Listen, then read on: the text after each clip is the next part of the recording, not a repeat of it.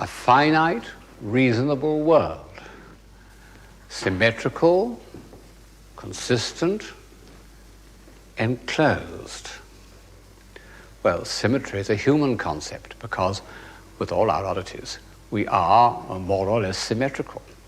And the balance of a mantelpiece by Adam or a phrase by Mozart reflects our satisfaction with our 2 eyes, 2 arms, 2 legs, and so forth. And consistency. Again and again in this series, I've used that word as a term of praise. But enclosed, that's the trouble. An enclosed world becomes a prison of the spirit. One longs to get out. One longs to move. One realizes that symmetry and consistency, whatever their merits, are the enemies of movement.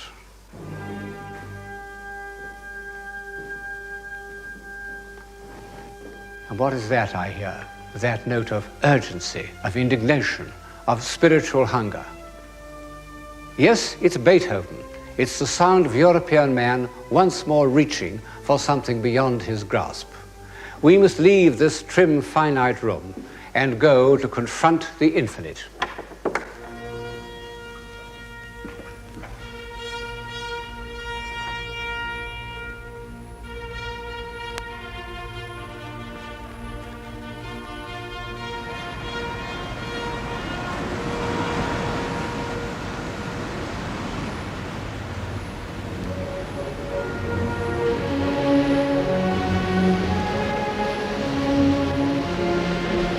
We have a long, rough voyage ahead of us, and I can't say how it will end, because it isn't over yet.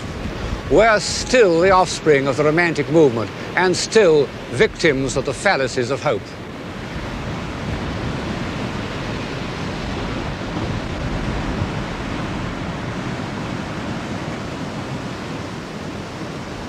I've used the metaphor of the sea because all the great romantics, from Byron onwards, had been obsessed by this image of movement and escape.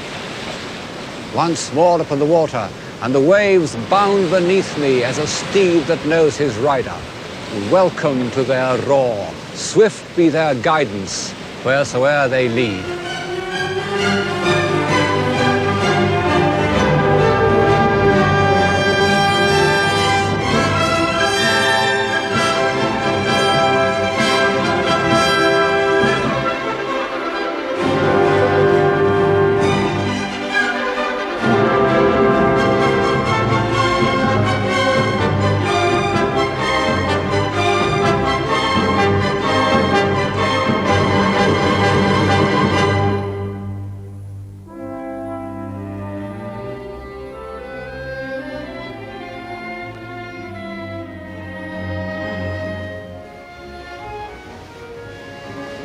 This escape was also an escape from reason.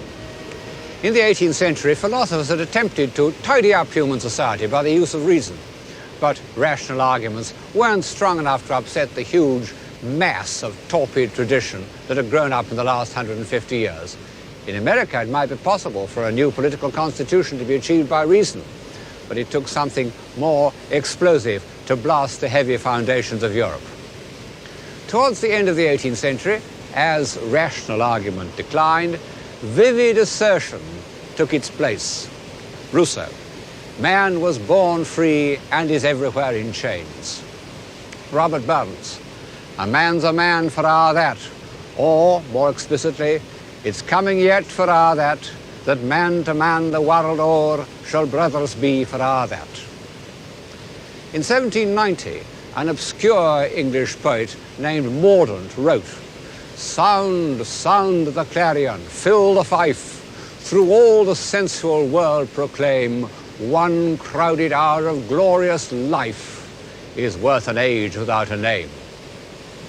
These are the impulses that showed themselves like spray flying off a rock during the 1780s. Then, as we know, came the tidal wave.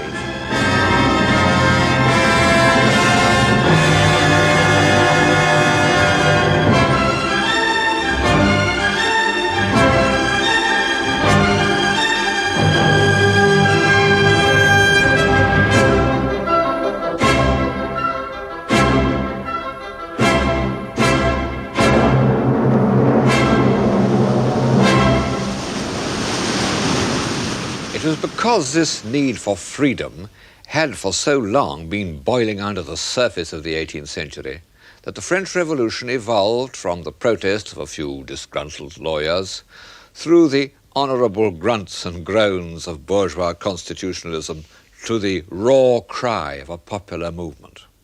None of the intervening solutions would do. In June 1789, the members of the National Assembly had found themselves locked out of their usual meeting place, accidentally it seems, and went off, full of virtuous indignation, to this covered tennis court, where they swore an oath to establish a constitution. David, the painter of republican virtue, was commissioned to record the scene. In the center is a group symbolizing the union of the church and the better aristocrats. Actually, the monk wasn't present. Like all propaganda pictures, it's not strictly accurate. Here are figures in an ecstasy of enthusiasm for constitutional government. And here, this is historically correct, is the one delegate who wouldn't swear to support it.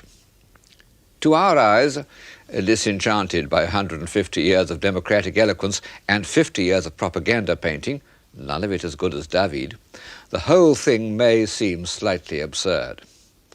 And in fact, these first steps towards revolution were pedantic and confused. The constitutional phase of the French Revolution belonged to the age of reason.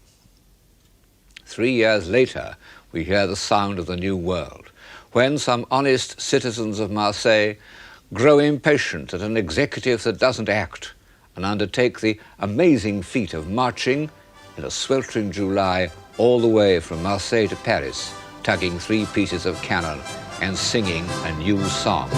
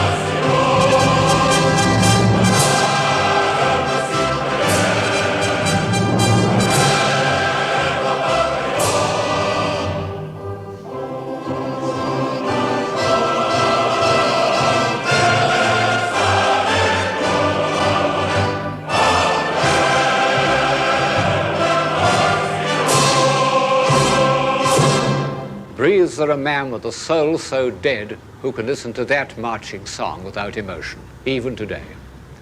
No wonder that the finest spirits of the time were enraptured, that Blake began a poem on the French Revolution, which nobody reads, and Wordsworth wrote the lines that everybody quotes, and I must quote again. For great were the auxiliaries which then stood upon our side, we who were strong in love. Bliss was it in that dawn to be alive, but to be young was very heaven. And Wordsworth goes on to say how the revolution seemed to bring Rousseau's dream of natural man and travellers' tales of his enchanted existence into reality. It was no longer confined to some secluded island, heaven knows where, but in the very world which is the world of all of us. At this point, the revolution was the romantic movement in action. And perhaps its greatest legacy to posterity has been its message to the young, that those who are strong in love may yet find a way of escaping from the rotten parchment bonds that tie us down. I can see them still through the window of the University of the Sorbonne, impatient to change the world, vivid in hope, although what precisely they hope for or believe in, I don't know. The moving fact about the first revolutionaries is that their dream of a new world was sharply defined. They wanted to change everything, even the calendar, making the year 1792 year 1 and renaming the months. The change of years was a nuisance, but the new names of the months, Ventose, Thermidor, Brumaire, so forth, the windy one, the hot one, the misty one, were charming, and I wish they'd survived. They expressed the love of nature that had become so closely entwined with the Revolution. The same desire to return to nature affected women's fashions. All the artificial framework of the 18th century is thrown away, and the dresses follow the lines of the body with graceful simplicity. No more high powdered wigs, but flowing locks with a simple bandeau. And Madame Recamier, the most famous and inaccessible beauty of her time, posed for David with naked feet. Of course, there was a good deal of profanation and blasphemy and a vast amount of destruction. Cluny, Saint-Denis, many of the sacred places of civilization were horribly knocked about. It was even proposed to pull down Chartres Cathedral and build in its place a temple of wisdom. The revolutionaries wanted to replace Christianity with a religion of nature. And there is something rather touching about this print of baptism according to the rites of nature taking place in a de-Christianized church. People who hold forth about the modern world often say that what we need is a new religion. Well, it may be true, but it isn't easy to establish. Even Robespierre, who's an enthusiast for new religion and had powerful means of persuasion at his command, couldn't bring it off. And on the name Robespierre, one remembers how horribly all this idealism came to grief in the prisons of the terror. Most of the great episodes in the history of civilization have had some unpleasant consequences, but none have kicked back sooner and harder than the revolutionary fervor of 1792. Because in September there took place the first of those massacres by which, alas, the revolution is chiefly remembered. No one's ever explained in historical terms the September massacres, and perhaps in the end the old-fashioned explanation is correct, that it was a kind of communal sadism.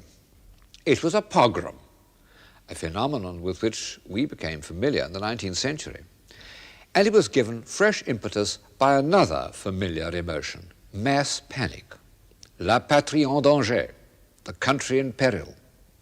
In 1792, France was fighting for her life against the forces of ancient corruption, and for a few years her leaders suffered from the most terrible of all delusions. They believed themselves to be virtuous. Robespierre's friend Saint-Just said, "In a republic which can only be based on virtue, any pity shown towards crime is a flagrant proof of treason." But reluctantly, one must admit that a great many of the subsequent horrors were simply due to anarchy. It's a most attractive political doctrine, but I'm afraid it's too optimistic.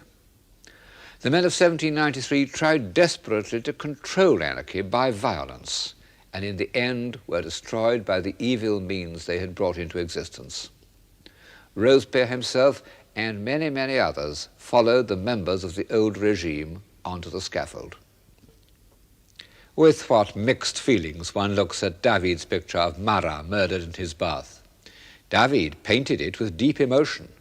The picture was intended to immortalize the memory of a great patriot, worthy of the traditions of Brutus. Few propaganda pictures make such an impact as a work of art.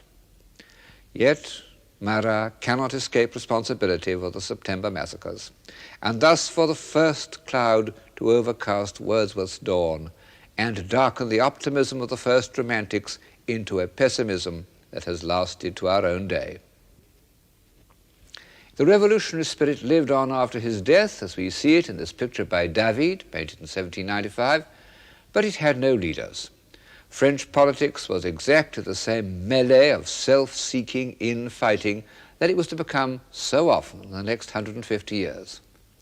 Then, in 1798, the French got a leader with a vengeance.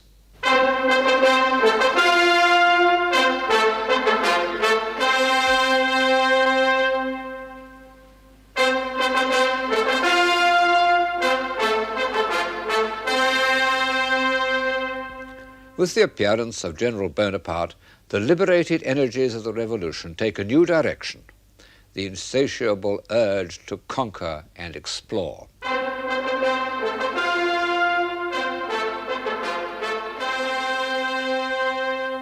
His council chamber at Malmaison, where the first great plans of conquest were worked out, is a soldier's room with a ceiling made to look like a tent, a fashion that was followed all over Europe for the next 50 years. And this is the actual council table. On the doors are trophies of arms of the warlike peoples of antiquity, Carthaginian, Roman, Greek, the Middle Ages. Then beyond the doors is Napoleon's library and study, and painted on the ceiling portraits of his favorite authors, beginning with the Gallic bard Ossian. What a charming room. Of course, it's an adaptation of an antique room, but made livable, almost comfortable. And this is his actual desk. Military glory, conquest. What have they to do with civilization? War and imperialism, so long the most admired of human activities, have fallen into disrepute. And I am enough a child of my time to hate them both. But I recognize that, together with much that is destructive, they are symptoms of a life-giving impulse. And shall I die with this unconquered? How many great poets and artists and scientists could have spoken those words that Marlowe put into the mouth of the dying Tamburlaine? In the field of political action, they have become odious to us. But I've an uneasy feeling that one can't have one thing without another.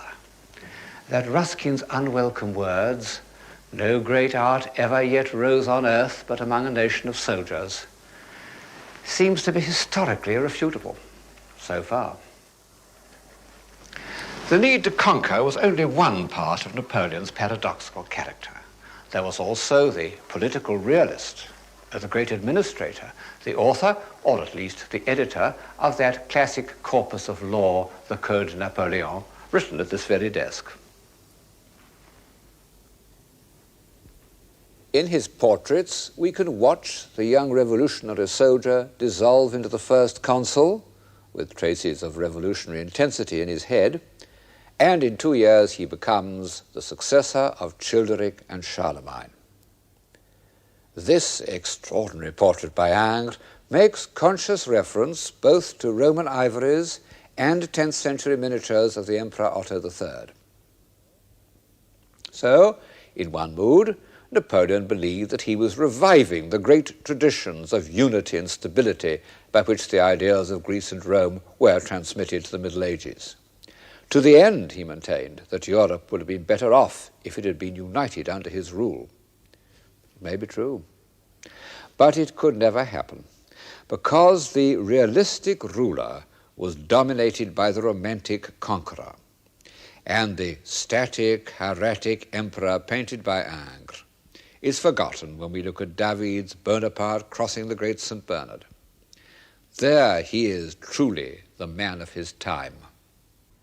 For 50 years, the great minds of Europe were enchanted by a poem called Fingal, said to have been written by Ossian, a Gallic bard.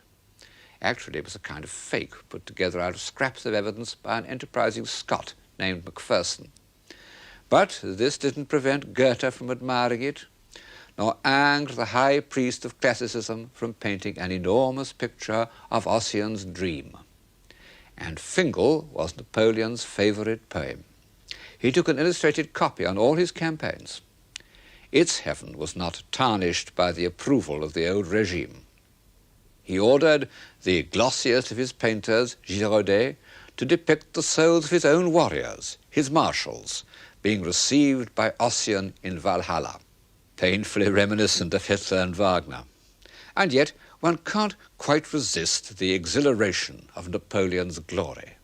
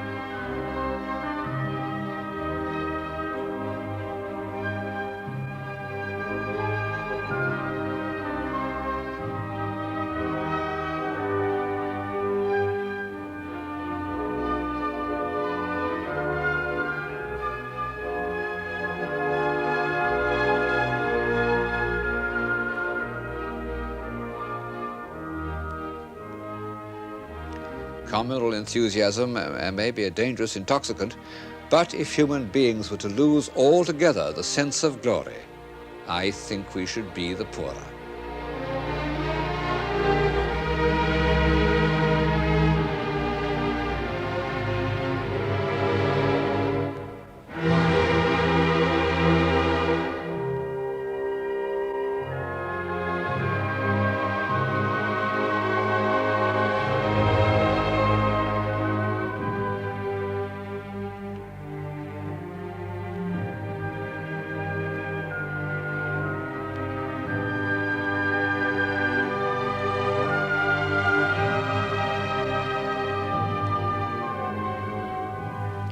Napoleon's tomb in the Church of les Invalides, the most grandiose memorial to any ruler since ancient Egypt.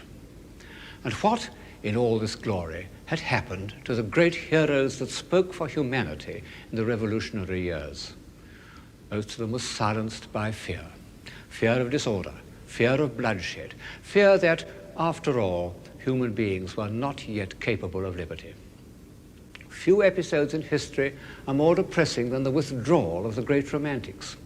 Wordsworth saying that he would give his life for the Church of England, or Goethe that it was better to support a lie than to admit political confusion in the state. But two of them did not retreat, and so have become the archetypal romantic heroes, Beethoven and Byron. Different as they were, and it's hard to think of two more different men, they both maintained an attitude of defiance to social conventions, and they both believed unshakably in freedom. Beethoven wasn't a political man, but he responded to the generous sentiments of the revolution. At first, he admired Napoleon because he seemed to be the apostle of revolutionary ideals, the inheritor of the early revolutionary urge to freedom, symbolized by the storming of the Bastille. Well, the Bastille was subsequently knocked down stone by stone, but repression did not come to an end. On the contrary, Napoleon organized the most efficient secret police in Europe.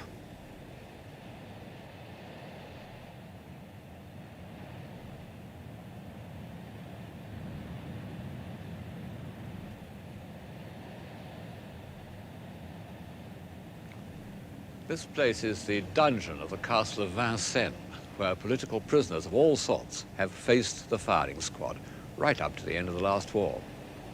Hateful, and would have been equally hateful to both Byron and Beethoven. When Beethoven heard that Napoleon had proclaimed himself emperor, he tore off the dedication page of the Third Symphony and was with difficulty prevented from destroying the score.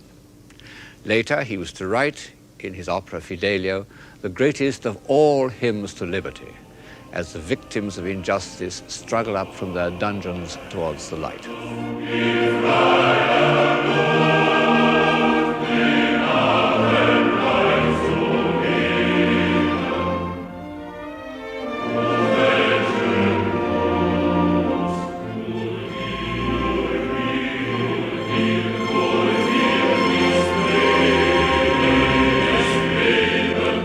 Happiness to see the light, they say, to feel the air and be once more alive. Our prison was a tomb. Oh, freedom, freedom, come to us again. This cry has echoed through all the countless revolutionary movements of the last century.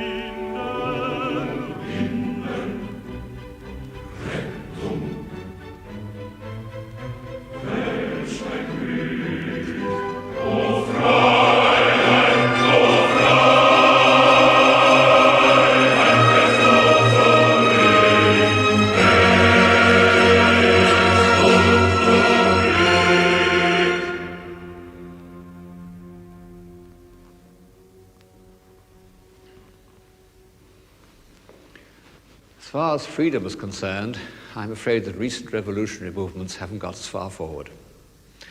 On the fall of the Bastille in 1792, it was found to contain only 7 old men who were annoyed at being disturbed.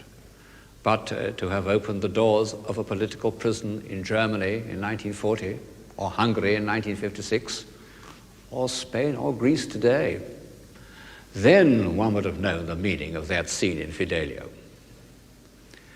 Beethoven, in spite of his tragic deafness, was an optimist.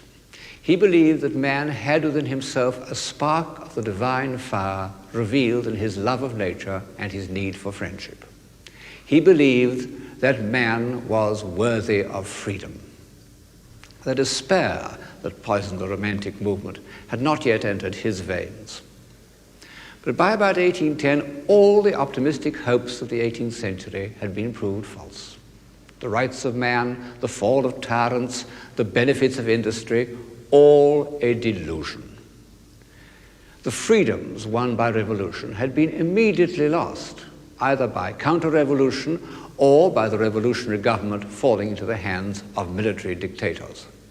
In Goya's picture of a firing squad, called the 3rd of May, 1808, the repeated gesture of those who have raised their arms in heroic affirmation becomes the repeated line of the soldiers' rifles as they liquidate a small group of liberals and other inconvenient citizens. Well, we're used to all this now. We're almost numbed by repeated disappointments. But in 1810 it was a new experience, and all the poets and philosophers and artists of the Romantic movement were shattered by it. The spokesman of this pessimism was Byron. He would probably have been a pessimist anyway. It was part of his egotism. But appearing when he did, the tide of disillusion carried him along, so that he became, after Napoleon, the most famous name in Europe. From great poets like Goethe and Pushkin down to the most brainless schoolgirl, his works were read with an almost hysterical enthusiasm, which, as we struggle through the rhetorical nonsense of Lara or the Gayur, we can hardly credit, because although Byron wrote quite a lot of good poetry, it was his bad poetry that made him famous.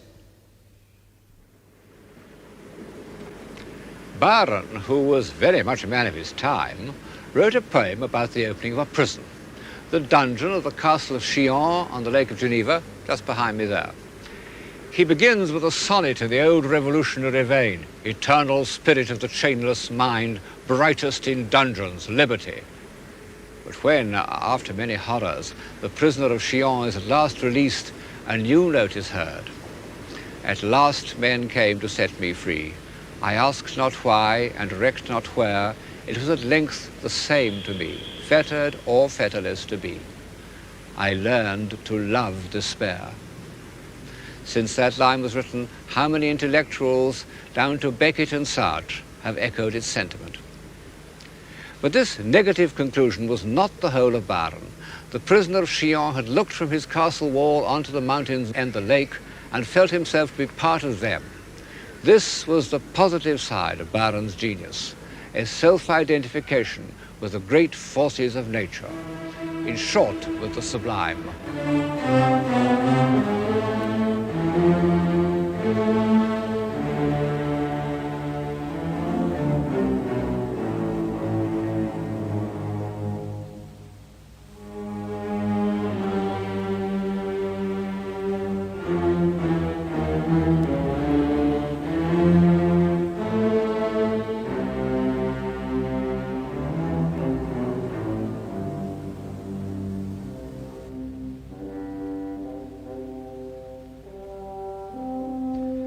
Consciousness of the sublime was a faculty that the Romantic movement added to the European imagination.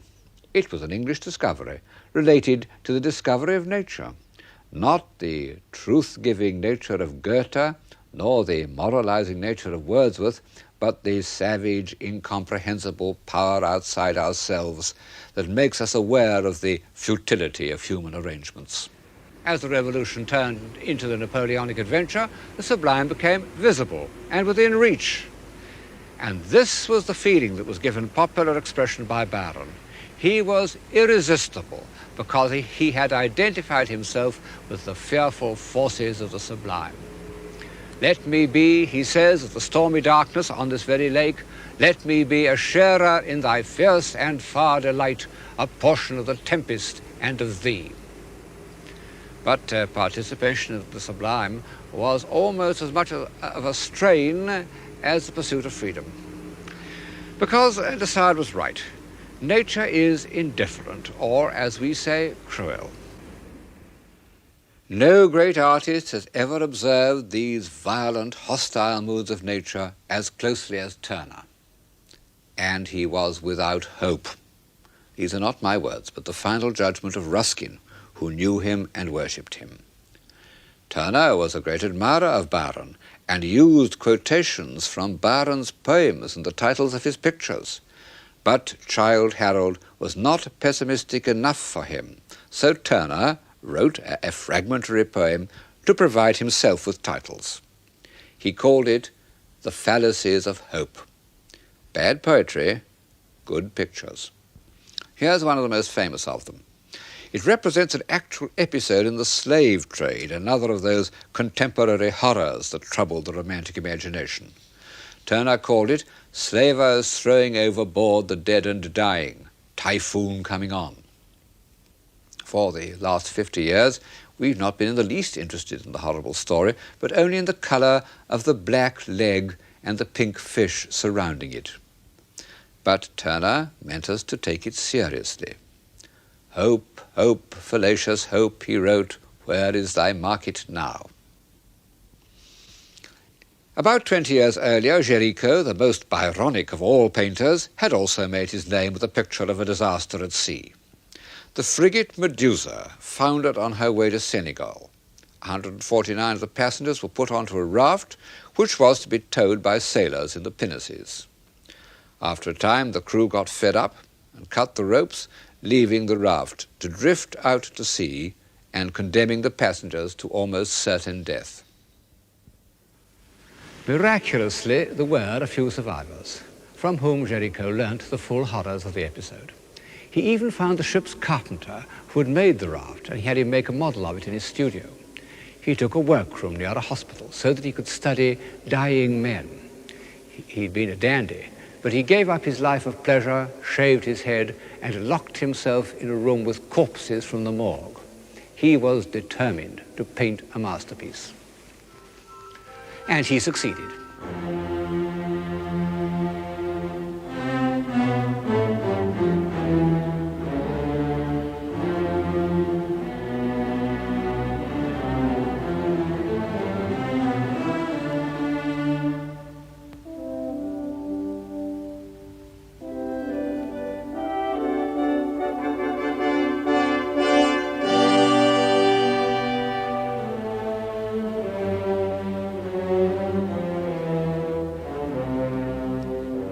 To us, it looks like a piece of grandiose picture-making, but the raft was intended and originally accepted as a piece of what we call social realism. Gericault's last works were a series of portraits of lunatics, which I think are among the great pictures of the 19th century. They carry a step further the romantic impulse to explore beyond the bounds of reason. His intense effort to penetrate into their disordered minds has led him to grasp more fully the complete physical character of their heads. By this time, Gericault was dying of some internal injury, which he aggravated by riding the most unruly horses he could find. No strong man has ever sought death more resolutely. He died at the age of 33, a little younger than Byron, considerably older than Shelley and Keats. Fortunately, he left a spiritual heir, whose pessimism was supported by a more powerful intellect, Delacroix. The first picture in which Delacroix is entirely himself is the Massacre of Chios.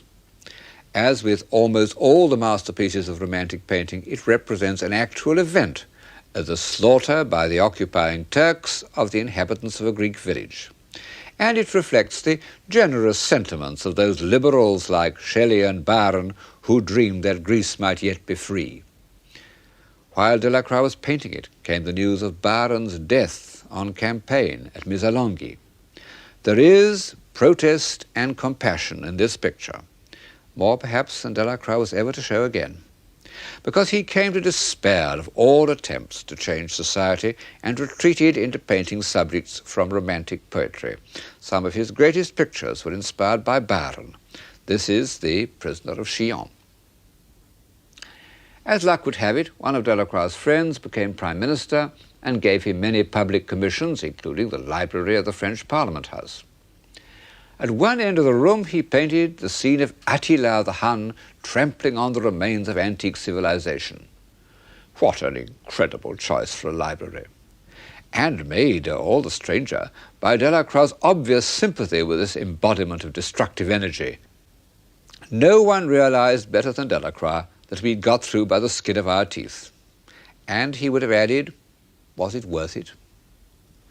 But in the end, somewhat reluctantly, he would have answered yes. He valued European civilization all the more because he knew it was fragile. The 19th century revealed a split in the European mind as great as that which afflicted Christendom in the 16th century, and even more destructive. On the one hand was the new middle class created by the Industrial Revolution.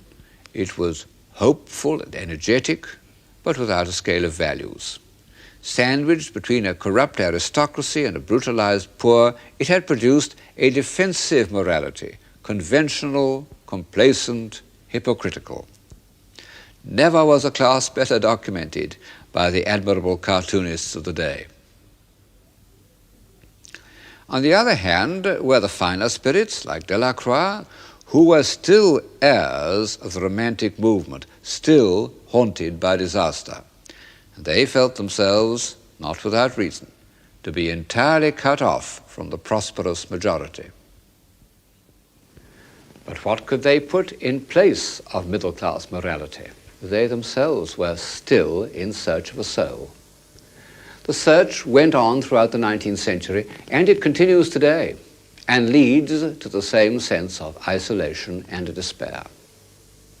In the visual arts, its chief interpreter was the sculptor Rodin. He was the last great romantic artist, the direct heir of Gericault and Byron. Indeed, his greatest disappointment was that he didn't win the competition to do the Byron Memorial in Hyde Park. And like them, his abundant animal spirits didn't allay, but rather enhanced his view of mankind's tragic destiny. And like them, there is, sometimes in his expressions of despair, a trace of rhetorical exaggeration. But what an artist he was. Incredible that only 20 years ago he was still under the cloud of critical disapproval. What is posterity? He was an inventor of symbolic poses that stay in the mind, and like all oversimplified statements that spur men on to action, they are sometimes rather too obvious. But in the originals, his figures are saved from banality by a really stunning force and freedom of modeling. Every form thrusting outwards at its maximum point of tension. Those were Rodin's own words. Look at the back of this figure of Eve.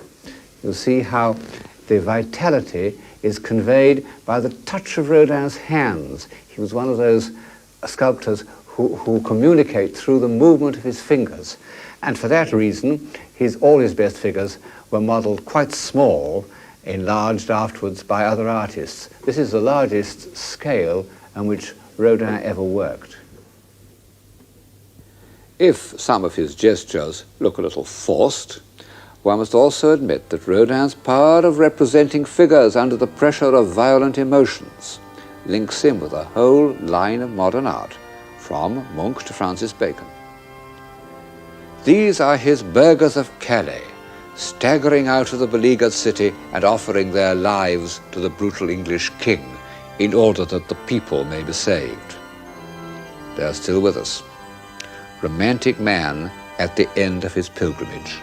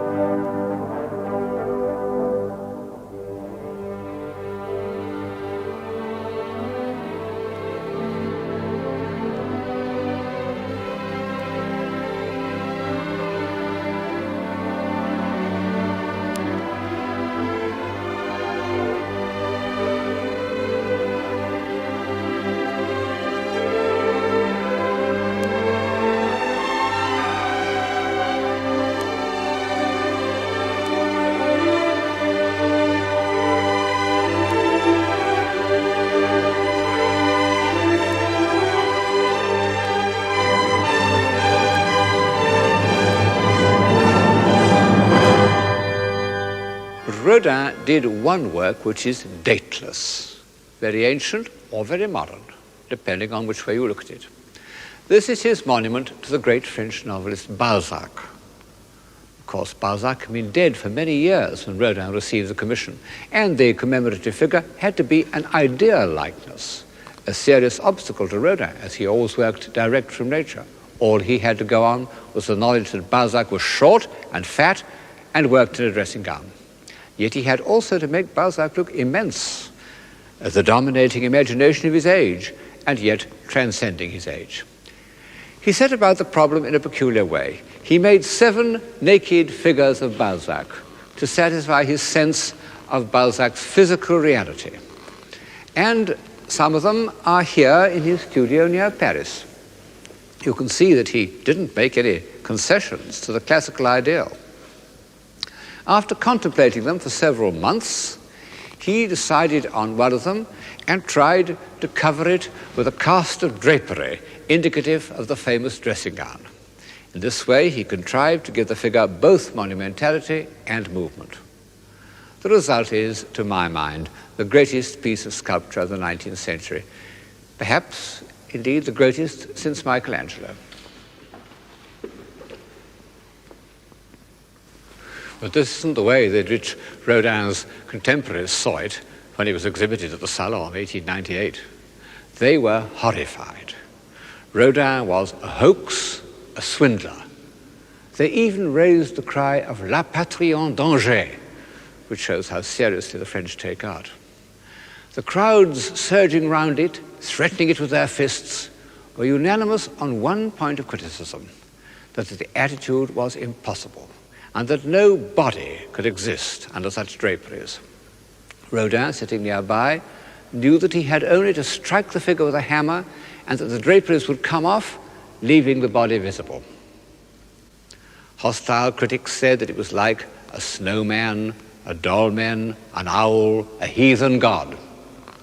All quite true, but we no longer regard them as terms of abuse. Balzac's body has the timelessness of a prehistoric stone, and his head is like a bird of prey. And the real reason why he made people so angry is the feeling that he could gobble them up and doesn't care a damn for their opinions. Balzac, with his prodigious understanding of human motives, scorns conventional values, defies fashionable opinions, as Beethoven did, and should inspire us to defy all those forces that threaten to impair our humanity. Lies, tanks, tear gas, ideologies, opinion polls, mechanization, planners, computers, the whole lot.